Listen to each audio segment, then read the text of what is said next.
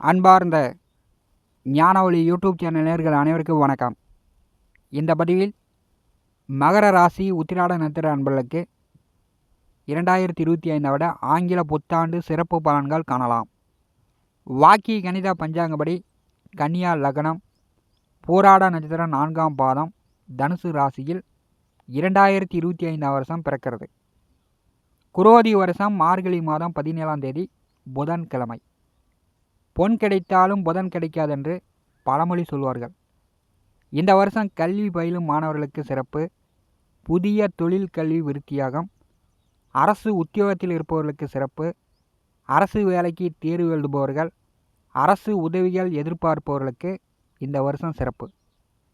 வாக்கிய கணித பஞ்சாங்கப்படி இந்த வருஷம் பார்த்திங்கன்னா வருட கிரகங்களில் ராகு, கேது, குரு 3 கிரக பெயர்ச்சிகள் இருக்கிறது. வாக்கிய கணித பஞ்சாங்கப்படி இன்னொரு 1.5 வருஷத்துக்கு கும்பராசியில் சனி பகவான் சஞ்சாரம் செய்வார். இந்த வருஷம் சனி பெயர்ச்சி கிடையாது. உத்திராட நட்சத்திர அன்பர்களுக்கு 2025 விட புத்தாண்டு பலன்கள் காணலாம். நம்முடைய ஞானவழி யூடியூப் சேனலை பார்த்து கொண்டிருக்கக்கூடிய அன்பர்கள், இதுவரை சப்ஸ்கிரைப் செய்த அன்பர்கள் மறக்காமல் நம்முடைய சேனலை சப்ஸ்கிரைப் செய்து கூட இருக்கின்ற ஆல் பட்டன் அழுத்திங்க. நன்றி. சூரிய பகவானுடைய நட்சத்திரங்கள் 3: கிருத்திகை, உத்திரம், உத்திராடம். இந்த 3 நட்சத்திரங்களும் பார்த்திங்கன்னா முதல் பாதம் நெருப்பு ராசியில், மற்ற 3 பாதங்கள் மண் நில ராசியில் அமர்ந்திருக்கும். சூரிய பகவானுடைய 3ஆவது நட்சத்திரம் உத்திராட நட்சத்திரம். இந்த நட்சத்திரம் அமர்ந்திருக்கக்கூடிய வீடு பார்த்திங்கன்னா சனி பகவானுடைய வீடு, மயான காடு. சூரிய பகவானுடைய நட்சத்திரங்கள் காலற்ற நட்சத்திரம் என்று சொல்வார்கள். ஆனால் உங்கள் ராசியிலிருந்து பார்க்கும்போது தலையற்ற நட்சத்திரமாக இருக்கும். இந்த நட்சத்திரங்கள் பார்த்திங்கன்னா உடைபட்ட நட்சத்திரம், தலையற்ற நட்சத்திரம். குணாதிசயம் வெட்டி விடுறது.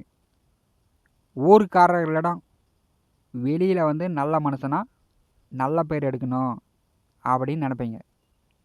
குடும்ப உறவுகளை வெட்டி விடுவீங்க. அண்ணன் தம்பியாக இருந்தாலும் சரி, மாமன் மச்சானாக இருந்தாலும் சரி, பங்காளிகளாக இருந்தாலும் சரி, பெற்ற பிள்ளையாக இருந்தாலும் சரி, வெட்டி விடக்கூடிய குணம் சூரிய நட்சத்திரத்தில் பிறந்தவர்களுக்கு உண்டு. குறிப்பாக உத்திராட நட்சத்திர அன்பர்கள் கோவிச்சுக்கிட்டாங்கன்னா சாகும் வரை கூட பேச மாட்டாங்க. அந்த அளவுக்கு வைராக்கிய குணம் இவர்களுக்கு உண்டு. தன்னை பற்றி ஒருபோதும் புரிஞ்சிக்காத அமைப்பு உத்திராட நட்சத்திர அன்பர்களுக்கு உண்டு. இந்த வருஷம் பார்த்திங்கன்னா தனம், வாக்கு, குடும்பஸ்தானத்திலே சனி பகவான் சஞ்சாரம் செய்கிறார். ஒரு 6 வருஷம் 7.5 நாட்டு சனியை கடந்து கொண்டிருக்கிறீர்கள். இப்போ உங்களுக்கு வாக்கு சனி. தனுசு ராசியிலும் மகர ராசியிலும் குழந்தை பிறந்து விட்டாலே உங்கள் வாக்கில் சனி அமர்ந்து விடும். 7.5 நாட்டு சனியில் மட்டும்தான் வாக்கு சனி அப்படின்னு சொல்ல முடியாது. எல்லா காலத்துலேயுமே உங்கள் வாயில் வார்த்தையில் சனி குடிகொண்டு தான் இருப்பார். குடும்பஸ்தானமான 2வது வீட்டிலே சனி பகவான் அமர்ந்திருக்கும் போது 3வது வீட்டிலே ராகு, 9வது வீட்டிலே கேது, பூர்வ புண்ணியஸ்தானமான 5வது வீட்டிலே விரய முயற்சி ஸ்தானாதிபதி குரு அமர்ந்திருக்கிறார். மகர ராசியிலே நேசம் பெறக்கூடியவர் குரு. அவர் பூர்வ புண்ணியஸ்தானத்திலே அமர்ந்திருக்கும் போது உத்திராட நட்சத்திர அன்பர்களுக்கு சனி திசை நடக்கக்கூடியவர்கள். 19 ஆண்டுகால சனி திசை உண்டு. 50 வயதிற்கு மேல் சனி திசை உங்களுக்கு வரும். இந்த சனி திசை நடக்கக்கூடியவர்கள் உங்கள் பிள்ளைகளிடம், ஆணாக இருந்தாலும் சரி பெண்ணாக இருந்தாலும் சரி, உங்கள் பிள்ளைகளிடம் போட்டி போடுவீங்க, முறைவீங்க. தண்ணி எடுத்து நெருப்பு ஊற்றினா பொறும்பொறுன்னு இருக்கும். அந்த மாதிரி நீங்கள் பொறும்பொறுன்னு ஒரு அனுசரிப்பு தன்மை இல்லாத சூழ்நிலையில் நடந்து கொள்வீங்க. அதற்குண்டான அமைப்பு இந்த வருஷம் உண்டு. உங்கள் பிள்ளைகளிடம் பகை விரோதம் வரத்துக்கான வாய்ப்பு உண்டு. இந்த வருஷம் தந்தை மகனுக்குள் ஒற்றுமை இருக்குமா இருக்காதா அப்படின்னு நீங்கள் தான் முடிவெடுத்து உங்கள் பேச்சுவார்த்தையில் நீங்கள் தான் தன்மையாக செயல்படணும். இல்லைன்னா உத்தரவாதம் இந்த வருஷம் இல்லை. 2ஆம் வீட்டிலே சனி பகவான் வந்திருக்கும் போது வார்த்தை கண்ணா பண்ணான்னு வரும். மனைவியாக இருந்தாலும் சரி, பிள்ளையாக இருந்தாலும் சரி, தாயாக இருந்தாலும் சரி, தந்தையாக இருந்தாலும் சரி, வார்த்தை வந்து கண்ணா பின்னான்னு பேசுவீங்க. வார்த்தையில் உத்திராட நட்சத்திர நண்பர்கள் கவனம் தேவை. மற்றவர்களுக்கு வாக்கு கொடுத்தீங்கன்னா அந்த வாக்கை காப்பாற்றுவீங்க. குடும்ப நபர்களுக்கு நீங்கள் சொல்கிற வார்த்தை பயனற்றதாக இருக்கும். மகர ராசிக்கு 7வது வீட்டிலே செவ்வாய் அமர்ந்திருக்கிறார். அவர் வந்து நேச வக்கரகதியில் இருக்கிறார். தை மாதம் மிதுன ராசிக்கு சென்று பங்குனி மாதம் மீண்டும் கடகராசிக்கு வந்து 2025 மே மாதம் வரை கடகராசியில் செவ்வாய் சஞ்சாரம் செய்வார். கலத்தரஸ்தானத்திலே செவ்வாய் நேச நிலையில் இருக்கும்போது அவர் வந்து உங்களுக்கு சுக லாபாதிபதியாக இருக்கிறார். மனைவி பிள்ளையிடம் கோச்சிக்கிட்டு வீடோ நிலபல சொத்துக்களோ வண்டி வாகனமோ ஒரு சிலர் வந்து விரயம் செய்யக்கூடிய அமைப்பெலாம் உண்டு. காட்டை வைக்கிறேன், வேட்டை வைக்கிறேன், வண்டியை வைக்கிறேன் அப்படின்னு ஒத்த காலில் நிற்பீங்க. விரயமும் ஒரு சிலருக்கு ஏற்படும்.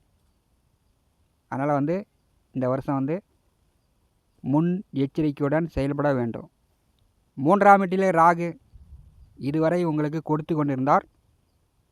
இன்னொரு 4 மாத காலம் உங்களை வந்து கெடுக்கக்கூடிய வேலையை செய்வார்.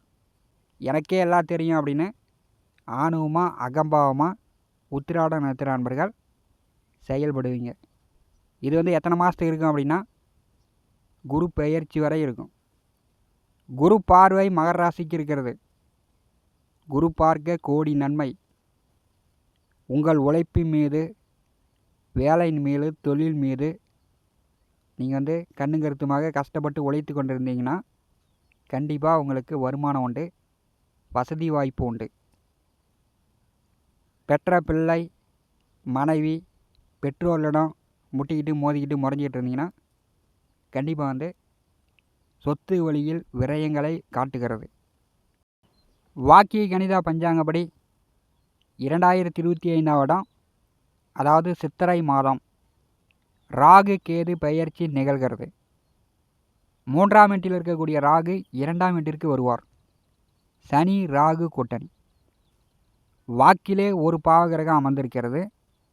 அதில் இன்னொரு பாவகிரகமும் அமரப்போகிறது. 8ஆம் வீட்டிற்கு கேது வருகிறார்.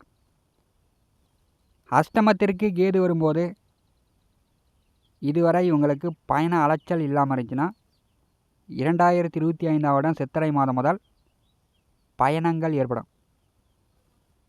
ஆன்மீக சுற்றுலா, இதுவரை போகாத கோயிலுக்கு போட்டுருவீங்க. 8ஆம் வீட்டிலே கேது வரும்போது கடந்த 6 வருஷமாக உங்களுக்கு 7 நாட்டு சனியில் உடல் ஆரோக்கியத்தில் தொந்தரவு இல்லைன்னா இந்த வருஷம் வந்து உடல் ஆரோக்கிய தொந்தரவுகளை காட்டும். கேது பெயர்ச்சியாகிறதுக்கு முன்னாடியே வண்டி வாகன போக்குவரத்தில் நீங்கள் கவனமாக போய்ட்டு கவனமாக கீழே விழுந்து காயங்களை கூட ஏற்படுத்தும். 8ஆம் வீட்டிலே கேது வரும்போது தற்கொலை பண்ணிக்கலாங்கிற எண்ணம் கூட வரும். அப்படி இல்லைன்னா குடும்ப நபர்களை தற்கொலை பண்ணுற அளவுக்கு நீங்கள் வந்து பேசியே அவர்கள் மனநோக செய்வீர்கள். அந்த அளவுக்கு வந்து மன விரக்தியை கேது பகவான் வந்து ஏற்படுத்துவார். 2ஆம் வீட்டிற்கு ராகு வரும்போது சனியுடன் ராகு கூட்டணி சேரும்போது மகர ராசி உத்திராட நட்சத்திர நண்பர்கள் தானே வந்து அறிவாளி, தானே புத்திசாலி அப்படின்னு குடும்பத்தை வந்து அழுத்தவே பார்ப்பீங்க. குடும்ப நபர்களை நசுக்கவே நினைப்பீங்க. இதெல்லாம் வந்து இந்த வருஷம் வந்து தவிர்ப்பது நல்லது. படித்து முடிச்சுட்டு வேலை தேடக்கூடியவர்கள் புதிய தொழில் செய்யணும், வியாபாரம் செய்யணும், கடல் கடந்து வர்த்தகம் செய்யணும் அப்படின்னா ராகு பெயர்ச்சிக்கு பிறகு நீங்கள் வந்து உள்ளூரை விட்டு வெளியூரில் தங்கி, வெளிநாட்டில் தங்கி, அயல்நாட்டில் தங்கி புதிய தொழில் தொடங்கலாம். வெளியூர் வெளியிடம் வெளிநாடு சார்ந்த வேலை தொழிலெலாம் அமையும். வெளியில் போய் தங்கி வேலை பார்க்கலாம். அதுக்குண்டான வாய்ப்புகள் உண்டு. கோச்சாரத்திலே ராகு சனி கூட்டணி சேரும்போது உங்களுடைய எதிர்பார்ப்புகள் நிறைவேறும். குடும்பத்தை விட்டு வெளியில் போய் தங்கி, வெளிநாட்டில் தங்கி பணம் சம்பாதித்து உங்கள் கடனை அடைத்து விடுவீர்கள். 2ஆவது வீட்டிலே ராகு சனி கூட்டணி சேர்ந்திருக்கும் போது திருமணமானவர்கள் தனி குடித்தனம் போகக்கூடிய அமைப்பு வரும். பெற்றோர்களை விட்டு நீங்கள் தனி குடித்தனம் செல்வீர்கள். இளைஞர்கள் படித்து முடிச்சுட்டு வேலை தேடக்கூடியவர்கள் வெளியில் தங்கி வேலை பார்க்குற மாதிரி வேலையை அமைத்து கொள்ளுங்கள். அடுத்த 1.5 வருஷத்துக்கு 2ஆம் வீட்டில் ராகு சனி கூட்டணி சேரும்போது உங்கள் உழைப்பு நன்றாக இருக்கும், உங்கள் வேலையும் நன்றாக இருக்கும், வருமானமும் நன்றாக வரும், பணம் நல்லா சம்பாதித்து குடும்ப கஷ்டங்களை குறைத்து விடலாம். குடும்பத்திலேயே இருந்தீங்கன்னா, பூர்வீகத்திலே இருந்தீங்கன்னா இந்த ராகு சனி கூட்டணி குடும்ப நபர்களையும் சரி வெளி இடமும் சரி உங்களுக்கு கெட்ட பெயரை உண்டு பண்ணிவிடும். 2025 மே மாதம், அதாவது வைகாசி மாதம், ரிஷபராசியிலிருந்து மிதுன ராசிக்கு குரு பெயர்ச்சி ஆகிறார். குரு பகவானுடைய 9ஆம் பார்வை மகர ராசிக்கு 2வது வீட்டின் மேல் விழுகிறது. அங்கே சனி ராகு கூட்டணி. 2வது வீட்டை குரு பகவான் பார்வை செய்யும்போது பணப்பிரச்சனை தீரும். நீங்கள் உங்கள் உழைப்புக்கேற்ற, உங்கள் தொழிலுக்கேற்ற, உங்கள் வேலைக்கேற்ற வருமானம் நீங்கள் சம்பாதித்து விடலாம். கஷ்டப்பட்டு கடினமாக கண்ணு கருத்துமாக வேலை செய்யும்போது கண்டிப்பாக பணப்பிரச்சனை உங்களுக்கு தீரும். மற்றபடி குடும்ப பிரச்சனை இல்லாமல் நீங்கள் தான் பார்த்துக்கணும். தந்தை மகனுக்குள், கணவன் மனைவிக்குள், பெற்றோர்களுக்குள் கருத்து வேறுபாடு இல்லாமல் நீங்கள் தான் பார்த்துக்கணும். நிலபுல சொத்துக்கள் விரயம் ஏற்படாதவாறு நீங்கள் தான் பார்த்துக்கணும். கோச்சாரத்திலே குருபகவான் 6ஆம் வீட்டிற்கு செல்லும்போது அவர் பகை விரோதங்களை தூண்டி விடுவார். உடல் ஆரோக்கியத்தில் தொந்தரவுகளை ஏற்படுத்துவார். மிதுன ராசி புதனுடைய வீடாக இருக்கும்போது 2 தன்மை பலனை ஏற்படுத்தி விடுவார். குருபகவானுடைய 7ஆம் பார்வை 12வது வீட்டின் மேல் விழும்போது அயன சயன போக விரைய மோட்சஸ்தானம் பலமாகிறது. வெளியூர் வெளியிடம் வெளிநாடு சார்ந்த வருமானம் பொருள் ஈட்டலாம். தொலை தொடர்புகள் மூலம் அயல்நாட்டிலிருந்து பணம் சம்பாதிக்கலாம்.